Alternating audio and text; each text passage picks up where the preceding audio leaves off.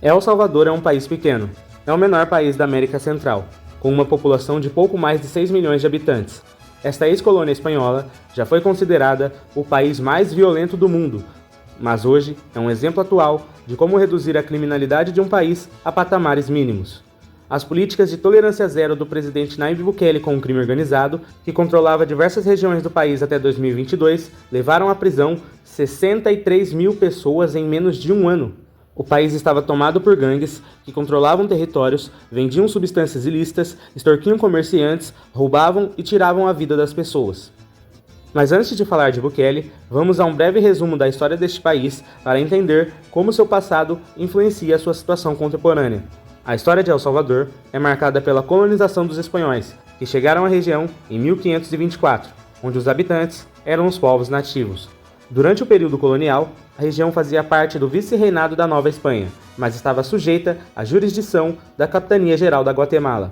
A colonização não é o principal fator que faz um país ser pobre, mas obviamente tem a sua contribuição.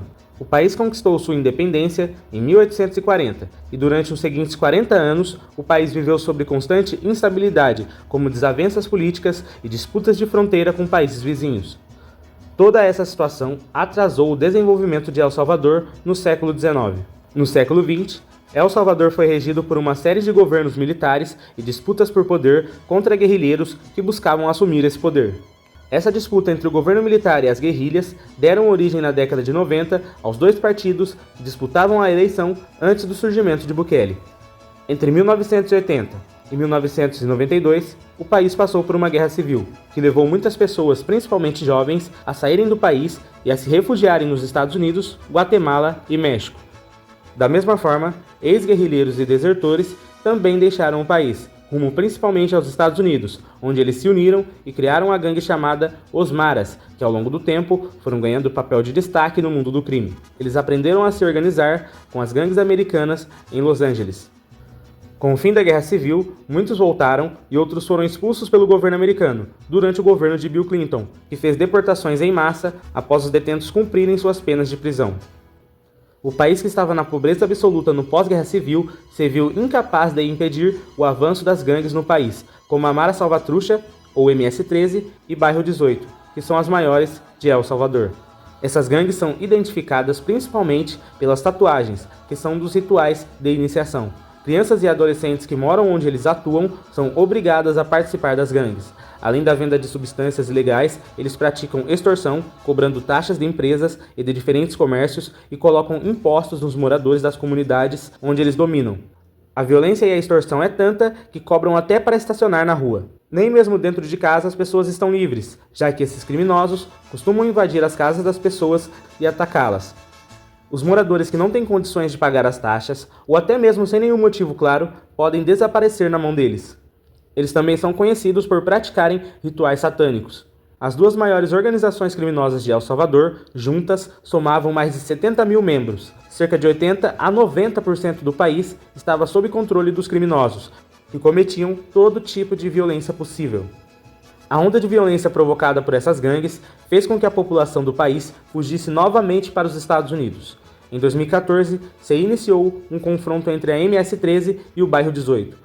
Entre junho e agosto de 2015, o país registrou uma taxa de uma execução por hora relacionadas com gangues. Neste mesmo ano, El Salvador foi classificado como o país mais violento do mundo, com uma taxa de 106 homicídios para cada 100 mil habitantes, e sua capital, São Salvador, foi considerada a capital da violência. As casas passaram a precisar ser protegidas por muros altos com arame farpado, e pequenos estabelecimentos comerciais passaram a ter um vigia na porta armado com fuzil. Pegar um táxi era expor a própria vida. Esta era a realidade de El Salvador. E é aí que entra Nayib Bukele, filho de um empresário muçulmano de origem palestina. Ele seguiu os passos do pai e entrou no ramo empresarial antes de ser político. Em 2012, ele foi eleito prefeito da pequena cidade de 6 mil habitantes chamada Nuevo Cuscatlán. Como prefeito desta cidade, Bukele abriu mão do seu salário e fez investimentos em educação básica, que resolveram em poucos anos o analfabetismo na cidade. Em 2015, ele se tornou prefeito da capital São Salvador, onde também renunciou ao seu salário e revitalizou o centro da cidade por meio do projeto chamado Uma Obra por Dia. Com isso, ele passou a ser famoso e admirado pela população. Já no ano de 2019, os homicídios em El Salvador estavam na casa de 100 assassinatos por 100 mil habitantes. Em 1º de junho de 2019, Nayib Bukele foi eleito presidente da República, com 53% dos votos. No início, o governo de Bukele enfrentou uma forte oposição por causa da composição antiga do parlamento. Porém, em 2021, nas eleições legislativas, seu partido passou a ocupar 56 das 84 cadeiras do parlamento do país. Seguindo as orientações de Bukele, o parlamento destituiu 5 juízes da Suprema Corte e o Procurador-Geral da República. Eles foram trocados por nomes favoráveis a Bukele, o que representou um aumento do poder em suas mãos. Na sequência, começou a vigorar no país a Lei Bitcoin, que transformou o Bitcoin em moeda de curso legal. Foi o primeiro caso do tipo no mundo. Isso em um país que é dolarizado desde 2000. Conhecido por seu ferrenho combate à corrupção, que sempre foi um problema em El Salvador, Bukele, com apenas 37 anos, foi eleito com a bandeira de resolver o problema da segurança que vinha de anos e parecia não ter solução. De acordo com o jornal El Faro, assim que assumiu, Bukele negociou secretamente com a gangue MS-13 para tentar reduzir as taxas de criminalidade. Esta era uma realidade inevitável. Todos os políticos que entraram tiveram que negociar com os bandidos, já que eles tinham muito poder e eram numerosos. Bukele teria prometido melhores condições para os líderes das gangues que estavam presos e benefícios para os que estavam na rua, em troca da redução da violência. Este suposto pacto teria durado até 2022, quando a MS-13 teria matado 87 pessoas que, na sua maioria, não eram envolvidas com crime. Essa seria uma resposta a uma traição de Bukele, que teria mandado prender um grupo de membros da gangue que não tiveram os benefícios do acordo. Depois dessas execuções, Bukele instaurou um regime de exceção no país. Esse estado de exceção foi aprovado pela maioria dos deputados. O regime de exceção é votado todo mês para a sua continuidade e já foi reeditado por 11 vezes. Esse regime impôs a restrição à livre reunião, a violação de correspondência e de comunicação e permitiu que a polícia pudesse prender pessoas sem ordem judicial e sem serem informados do porquê estão sendo presos, não tendo a permissão de contar com advogados. Bukele declarou guerra às gangues do país e adotou medidas que se mostraram efetivas, como, por exemplo, o Estado tomou o controle das unidades carcerárias do país e aumentou a presença da polícia e do exército em todo o território nacional. Eles cortaram qualquer tipo de comunicação dos presos com o exterior. Os líderes das gangues foram mandados para prisões de segurança máxima, onde não podem sair das celas. Outra medida consiste em dificultar o recrutamento de jovens ao crime organizado, com o governo investindo em iniciativas que geram condições para os jovens conseguirem emprego e sustento para suas famílias, como é visto nos centros comunitários conhecidos como CUBOS, Centros Urbanos de Bem-Estar e Oportunidade. O objetivo é formar jovens para as diversas áreas de trabalho e ser um local onde os jovens investem tempo em atividades produtivas. Também foi feito investimento em equipamento policial e militar de ponta para manter a superioridade bélica sobre os bandidos, como drones, câmeras de segurança, novos armamentos, equipamentos de visão noturna e mais unidades de patrulhamento. O plano de controle territorial chamado de Extração destacou todas as forças policiais e militares para cercar as cidades e combater as quadrilhas para conter a onda de criminalidade no país. A ordem era vasculhar os bairros e prender todos que eram membros de gangues ou tinham relações com o crime. Uma simples tatuagem era o suficiente para alguém ser preso. Segundo o próprio presidente Bukele, em 2023, El Salvador chegou a completar um período de 1 ano sem um único homicídio. O país que chegou a ser o mais violento do mundo passou a ser o mais seguro. Um estado de exceção é como se fosse um governo provisório. Portanto, para que tudo isso continue no longo prazo, o país deve adotar uma nova Constituição. Caso contrário, tudo que foi construído poderá ser destruído por governos futuros. Bukele construiu um presídio chamado de Secote, Centro de Confinamento do Terrorismo, construído em 7 meses, com capacidade para cerca de 40 mil detentos. Cerca de 500 líderes das gangues estão presos neste presídio. A Secote não tem pátio, não tem visitas íntimas nem familiares. Os detentos não têm colchão e dormem em uma barra de ferro. Existem poucas informações sobre o que acontece lá dentro, já que nem a imprensa nacional nem a internacional tem permissão para entrar e verificar o que acontece lá dentro. A Secote é muito criticada pelos defensores dos direitos humanos, mas a esmagadora maioria da população aprova e hoje desfruta de uma segurança jamais vista em sua história. A aprovação de Bukele chegou a mais de 90% e ele virou um símbolo da luta contra o crime organizado. As pessoas puderam voltar a andar nas ruas com tranquilidade, sem medo de bandidos. Ele conseguiu resolver o problema da segurança, que é o primeiro passo para que as pessoas possam ter uma vida normal. A segurança que El Salvador vive agora representa um novo começo para o país, que agora recebe investimentos internacionais. Investidores estrangeiros de porte, como JP Morgan, passaram a se interessar por títulos salvadorenhos.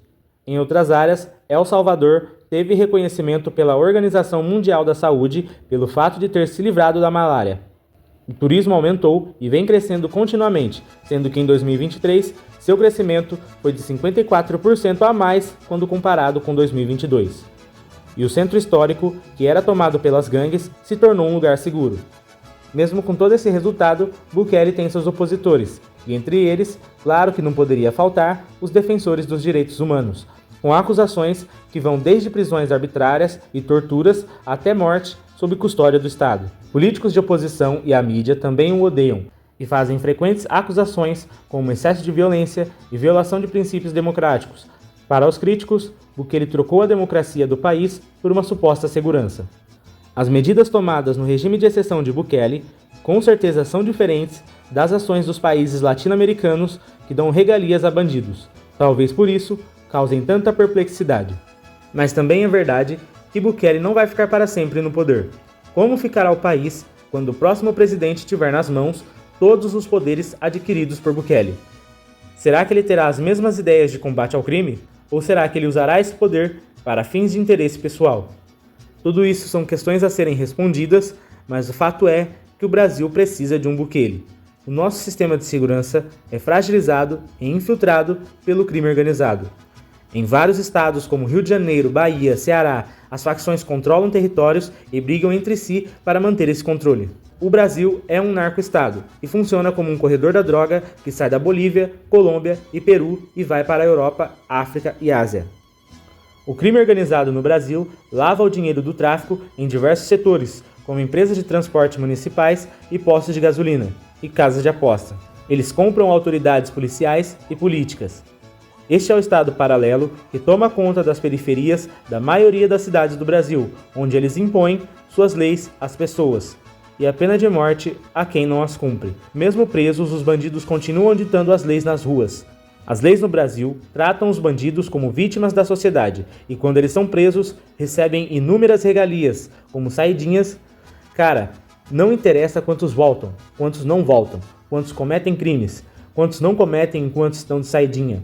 O cara que cometeu um crime e foi preso tem que continuar preso e acabou. Sem visitas, sem saidinha. Visita íntima é um tapa na cara da sociedade. É inadmissível que isso exista em qualquer país com um pingo de respeito pela população. Progressão de pena é outra coisa que deve acabar. E prisão domiciliar não é prisão. Os presos não trabalham e comem e bebem de graça. Até auxílio reclusão para as famílias dos presos existe. Mas a pergunta que não quer calar é: e a vítima desse bandido? E a família da vítima? Recebe algo?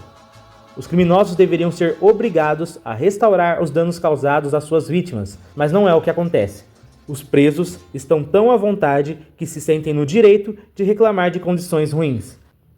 A tolerância zero com os vagabundos, como está acontecendo em El Salvador, é o que o Brasil precisa, uma buquelização do Brasil.